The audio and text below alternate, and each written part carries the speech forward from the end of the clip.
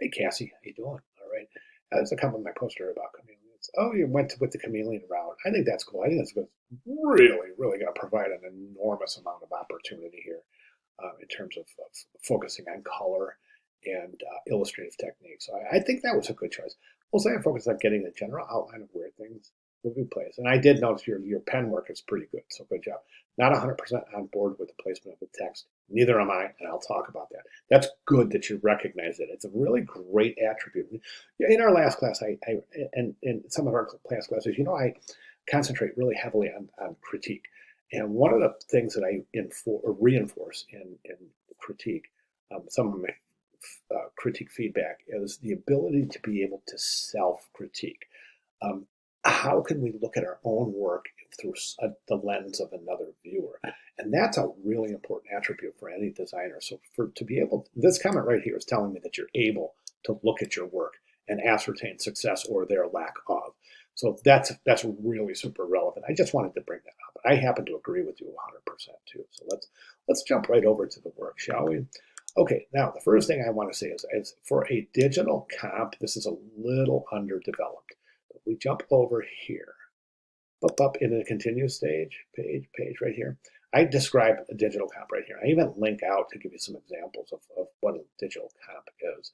Let's go ahead, just for giggles and grins, let's go ahead and jump out there. And then it's just kind of a Wikipedia page that describes exactly. And I did check this, so it's accurate. So a lot of people go, Wikipedia, what? But this is definitely accurate. That's why I used it here. So it's relevant. And I want you to kind of take a look also at over here in the Welcome to Week 2 course announcement of this example here.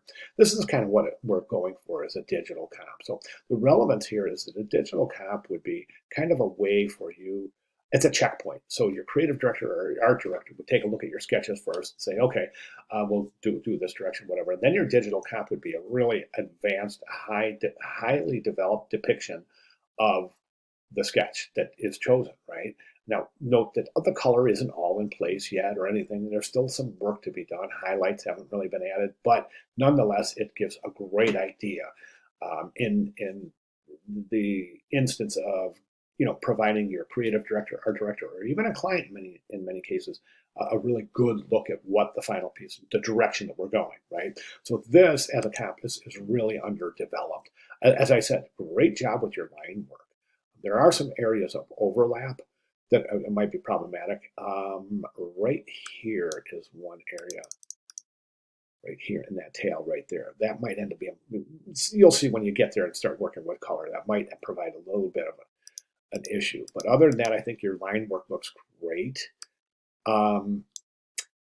As far as the piece itself goes, I agree. I don't think the type is necessary. Number one, for the hundreds of facts that one can give on chameleons, it seems like only picking two is, I say, we don't need them. I say this is a piece that's going to spark people's interest in chameleons. So I don't think we really need to give these facts, okay? So my recommendation would be this, is to add some sort of a tagline. Okay, so chameleons, like, the ever-changing chameleon, or the life of ever-changing chameleons, or perpetual change chameleon, something like that. I'm just throwing examples out here. Okay, but you see what I'm saying? Or chameleons, agents of change, something like that, right? Just kind of a cute, clever tagline to indicate the changing, how they change with their environment, right? And then I think that really a great technique, we could add so much texture and color in the actual chameleon itself. I think it would be fantastic.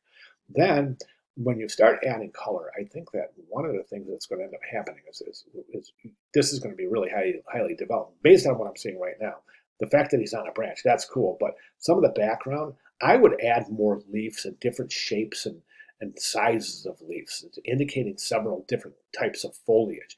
And the neat thing is when you start layering them and choose colors and layering them, it's really going to bring out this sense of depth, this sense of 3D in an otherwise two-dimensional layout. Do you see what I'm saying? So think about that. I think that's going to add a really, really enormous amount of interest. Okay, so that's the direction I would recommend. If you have any questions, of course, you know the drill. Cassie, let me know quickly, and I'll get back to you quickly so we can go ahead and address any questions, or I can supply any clarifications quickly. Okay, so great start, and thank you very much for sharing.